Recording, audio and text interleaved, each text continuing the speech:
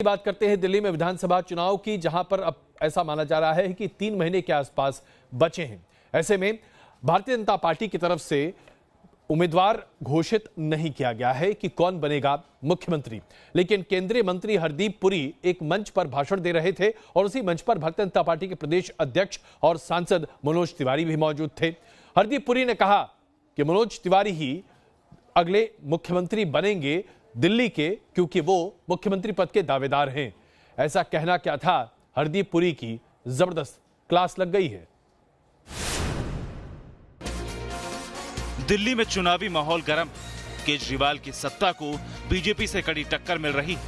दिल्ली की हवा से लेकर पानी तक चुनावी मुद्दा है, लेकिन इसी चुनावी शोर में केंद्रीय मंत्री हरदीप सिंह पुरी का मनोज तिवारी पर दिए गए एक बयान से नई सियासत शुरू हो गई।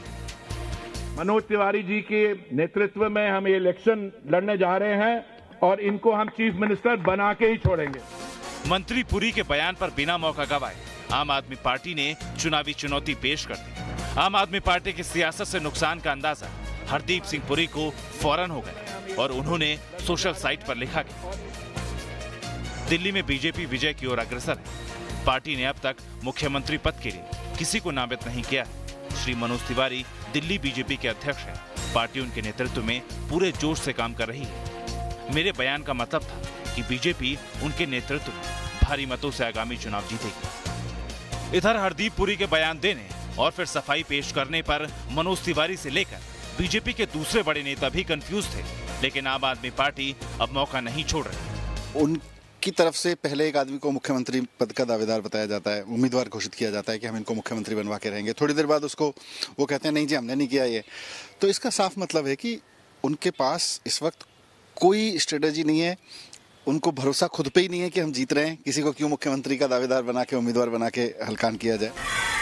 दरअसल मनोज तिवारी साल 2014 में दिल्ली में बीजेपी की राजनीति में सक्रिय हुए थे। भोजपुरी भाषा के मशहूर गायक होने के नाते पूर्वांचल में उनकी खूब लोकप्रियता है। नॉर्थ ईस्ट दिल्ली से दूसरी बार लोकसभा का चुनाव जीते हैं और उनकी अगुवाई में बीजेपी ने दिल्ली की 7 लोकसभा और 3 एमसीडी में बहुमत हासिल किया है। ऐसे में मनोज तिवारी खुद को सीएम उम्मीदवार मान ले तो ज्यादती नहीं है, लेकिन आम आदमी पार्टी के सियासी भार को मनोज खाली नहीं जाने दे रहे।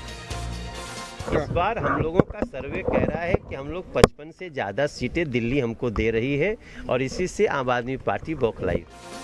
बीजेपी दिल्ली की सत्ता में वापसी के लिए बेकरार है। मनोज तिवारी को भी 55 सीटों का भरोसा है, लेकिन अगर बीजेपी सचमुच 55 सीटें जीत जाती है तो भी तय नहीं कि मनोज तिवारी ही सीएम बन पाएंगे। मोहित बख्शी, न्यूज़ नेशन, दिल्ली।